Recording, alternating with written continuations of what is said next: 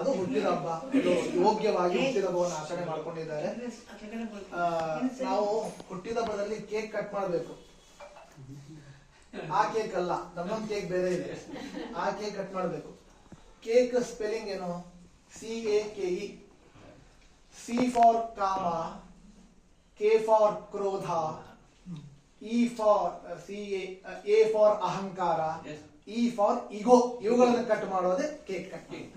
ಇವುಗಳನ್ನು ನಮ್ಮ ಜೀವನದಲ್ಲಿ ಕಟ್ ಮಾಡಬೇಕು.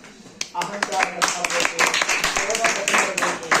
ಇವುಗಳನ್ನ ನಾವು ಕಟ್ ಮಾಡಬೇಕು, ಜೀವನವನ್ನು ಸಾರ್ಥಕ ಮಾಡಬೇಕು. ಅಂತಹ ಕೇಕ್ ಅನ್ನು ಕಟ್ ಮಾಡಿದ್ದಾರೆ ಇವತ್ತು.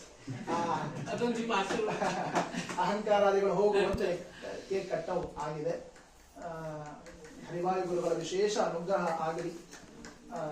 ಪಾರಾಯಣ ಎಲ್ಲೆಲ್ಲಿ ನಡೀತದೋ ಅಲ್ಲಲ್ಲಿ ರಾಯರ ಸನ್ನಿಧಾನ ಇರ್ತದೆ. ಪಾರಾಯಣ ಎಲ್ಲಿ ನಡೀತದೋ ಅಲ್ಲಿ ಕೃಷ್ಣನ ಸನ್ನಿಧಾನ ಇರ್ತದೆ. ಕೃಷ್ಣ ಹೇಳ್ಕೊಂಡಿದ್ದಾನೆ, ಎಲ್ಲಿ ನನ್ನ ಸ್ಮರಣೆ ನಡೀತದೋ ಅಹಂ ತಿಷ್ಠಾಮಿ ಅಂತ ಕೃಷ್ಣನ ಮಾತು, ನಾನು ಇರ್ತೇನೆ ಅಂತ ಶ್ರೀಕೃಷ್ಣ ಪರಮಾತ್ಮ ತಾನು ಗೀತೆಯಲ್ಲಿ ಹೇಳಿಕೊಟ್ಟಿದ್ದಾನೆ. ಅಂತಹ ಕೃಷ್ಣನ ವಿಷ್ಣು